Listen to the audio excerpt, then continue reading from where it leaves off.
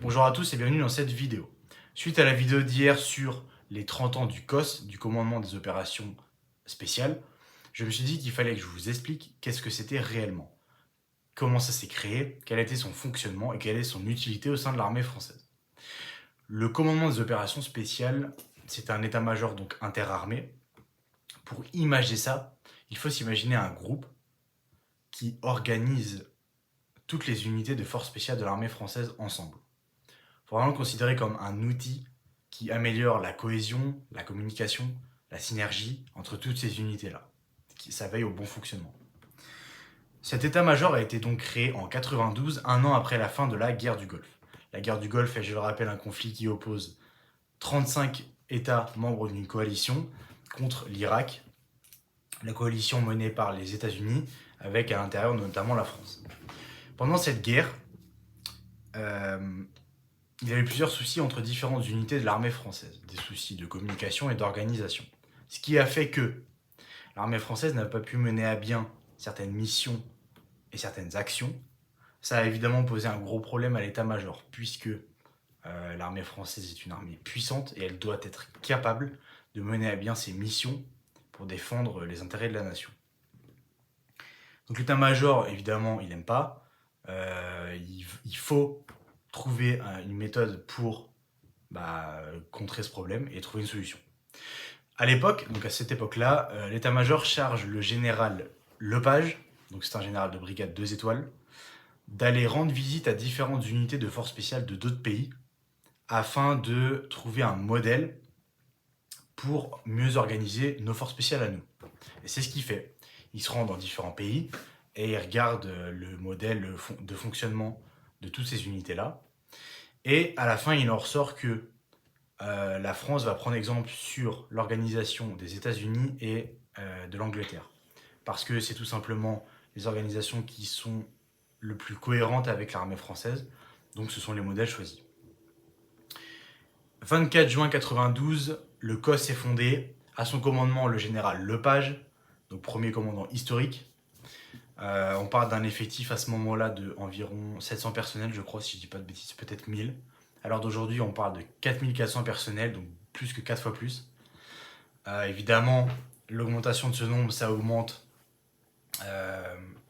la panoplie possible des différentes méthodes d'action, parce que, évidemment, il y a plus de matériel, il y a plus de connaissances, il y a plus de métiers, de spécialités, et donc un plus grand champ d'action. Les 3 missions principales du COS sont, en premier lieu, c'est de planifier et de veiller au bon fonctionnement des missions spéciales. Donc il y a des personnes qui se chargent vraiment de la planification et d'autres de l'application, du bon déroulement et du déroulement en temps réel, parce qu'en temps réel, les missions ne vont pas toujours comme prévu. Et donc, il faut prendre des décisions en fonction d'eux. La deuxième mission principale du COS, c'est d'augmenter la synergie et la cohérence et la cohésion entre toutes ces unités-là. Parce que plus des unités travaillent bien ensemble, plus elles sont productives, plus elles sont puissantes, et plus elles peuvent mener à bien des missions pour défendre les intérêts de la nation.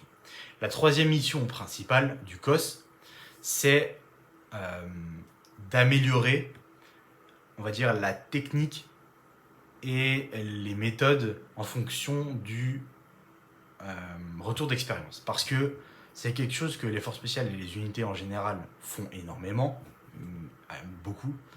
En fait, après une mission, ils se regroupent et ils parlent de ce qui va, ce qui va pas. Mais vraiment, ils parlent. Et ils font des retours d'expérience, c'est ce qu'on appelle, donc ils notent tout ce qui s'est passé, de faits, des faits. Ils marquent tous les faits qui se sont passés. Et ils apprennent de ça, toutes les erreurs qui ont été commises, les choses bien. Et grâce à ce retour d'expérience, toutes les unités évoluent en permanence. Pourquoi ? Parce que tout simplement, la menace s'adapte en permanence. Et donc, nos forces spéciales et nos unités en général doivent faire de même. Donc le retour d'expérience, c'est quelque chose d'extrêmement utile, parce que c'est réel, c'est ce qui s'est vraiment passé. Et donc c'est ce qui se passera évidemment aux prochaines missions. Donc c'est la troisième mission principale du COS. Et Donc du coup, dans le COS, on parle de 3 différentes armées. On parle de l'armée de terre, la marine et de l'armée de l'air. Au sein de l'armée de terre, il y a plusieurs unités qui font partie du COS. Il y a évidemment le commandement des opérations spéciales de l'armée de terre. Il y a la première brigade de force spéciale de l'armée de terre. Il y a également un régiment de transmission, je ne sais plus lequel, force spéciale. Il y a également le 4e régiment d'hélicoptères de force spéciale. Il y a évidemment le premier RPIMA, donc le premier régiment parachutiste d'infanterie de marine. C'est les unités qu'on appelle les French SAS. Donc SAS, ce sont les forces spéciales britanniques. Et à la base, nos forces spéciales à nous ont pris exemple sur les Britanniques. C'est pour ça qu'ils s'appellent les French SAS. Et c'est moi une de mes unités préférées. Je l'adore parce que je l'adore de par son passé, etc.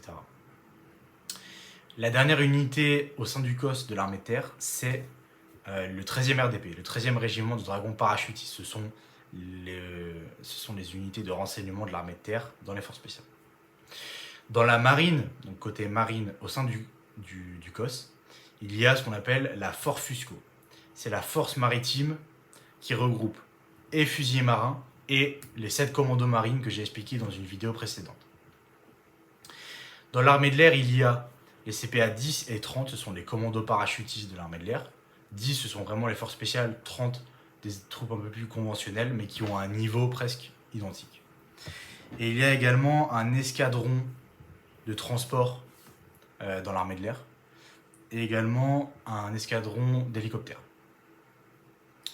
Et à eux tous, du coup, ils forment l'effectif de 4400 personnels, et ils offrent une panoplie de savoir-faire, de métiers et de connaissances extrêmement variés, que ce soit dans l'eau, donc dans la mer, sur terre ou dans l'air.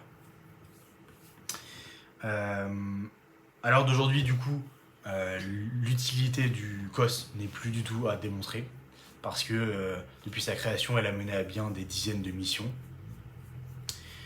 Des missions de libération d'otages, des missions en tout genre. Et donc c'est quelque chose d'extrêmement utile pour la bonne organisation de nos forces spéciales, et en espérant que ça continue dans le futur. Voilà, je crois avoir fait plus ou moins le tour du sujet. Si vous avez des questions, n'hésitez pas à me les demander en commentaire, parce que j'oublie souvent des choses quand je parle. S'il y a d'autres choses que vous voulez que j'exploite et que je développe plus, n'hésitez pas à me le dire.